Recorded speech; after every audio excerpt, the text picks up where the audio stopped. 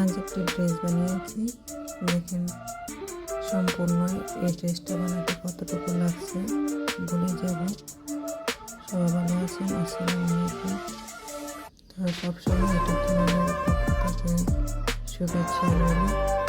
এই ড্রেসটা বানাতে আমার 3 গজ 3.5 গজ কাপড় লাগছে। 3.5 গজ কাপড় লাগার কারণ হচ্ছে মাঝে এক কালার দিয়েছি, আবার ডিজাইন দিয়েছি গোলাপি কালার।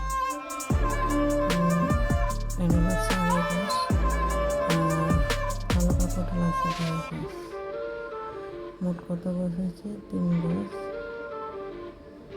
4 গজের মতো লাগছে, কম লাগছে। আচ্ছা, মিলিয়ে চালিয়ে এটা শেষ করেছি। তো কেমন হয়েছে ড্রেসটা? এরকম ড্রেস আমি দেখি না কেউ বানাতে, কিন্তু আমি ফার্স্ট বানিয়েছি।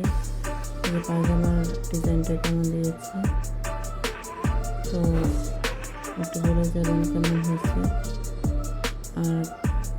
আর অনেক ডিজাইনের জামা বানাবো ইনশাল্লাহ, পাশে থাকবেন। পায়জামার কাপড়টা লাগছে হচ্ছে 2 গজ 4 গুঁড়া। আর ওখান থেকে ডিজাইনের কাপড় নিচে পায়জামা নিচে দেওয়ার জন্য।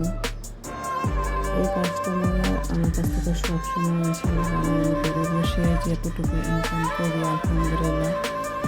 আমি আমার সংসার নিয়ে যতটা কাজ করতেছি ইউটিউব চ্যানেলে, তারপর বাহিরে ভিতরে সব কিছু সংসারে কাজ করতেছি আলহামদুলিল্লাহ। মোটামুটি ভালো চলছে। আমার মতো যারা গৃহিণী আছেন তারা চেষ্টা করে সব কিছু করতে পারবেন। এই কাস্টমার এই ড্রেসটাও বানিয়েছি ব্যানগলা দিয়া, জমজম কাপড় 3 পিস। এটা হচ্ছে আমার কাছ থেকে নিয়েছি, আমি কাপড়ের বিজনেসে করি। তো কাস্টমার ইনশাল্লাহ সবসময় আমার কাছ থেকে কাপড় নেয়, আবার আমার কাছে দিয়ে যায়। আলহামদুলিল্লাহ আপনাদের দোয়ায় ভালোই চলছে।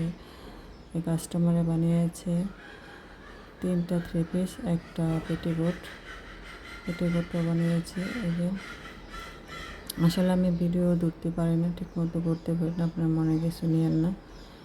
তো সবচেয়ে ভালো ডিজাইনের কামিজটা হচ্ছে এটাই সবচেয়ে পছন্দ করেছে।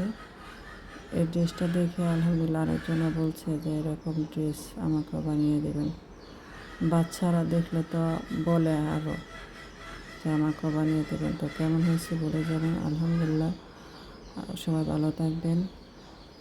কোনো কিছু পরামর্শ থাকলে কমেন্টসে বলে যাবেন, ইনশাল্লাহ উত্তর পাবেন। আল্লাহ হাফেজ, আসসালামু আলাইকুম।